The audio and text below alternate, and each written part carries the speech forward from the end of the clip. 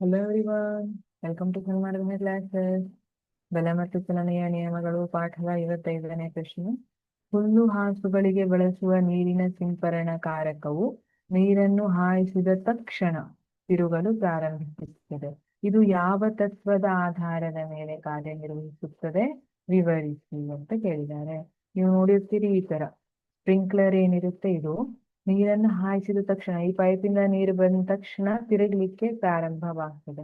ಇವು ಯಾವ ತತ್ವದ ಆಧಾರದ ಮೇಲೆ ಕಾರ್ಯನಿರ್ವಹಿಸುತ್ತದೆ? ಸಿಂಪರಣಾಕಾರಕದ ತಿರುಗುವಿಕೆಯ ಕೆಲಸವು ಚಲನೆಯ ಮೂರನೇ ನಿಯಮವನ್ನು ಆಧರಿಸಿದೆ.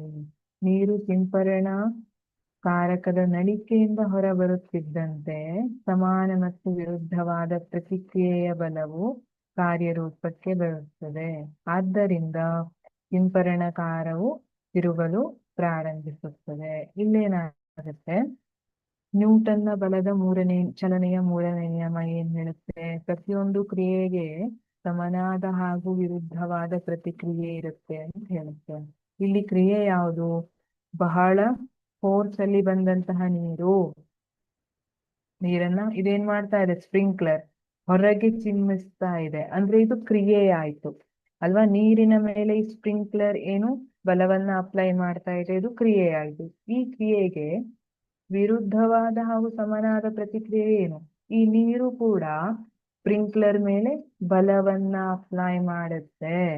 ಆ ಕಾರಣಕ್ಕಾಗಿ ಅದು ತಿರುಗಲಿಕ್ಕೆ ಪ್ರಾರಂಭವಾಗುತ್ತೆ.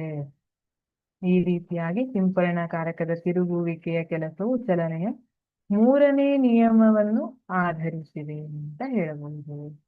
Thank you.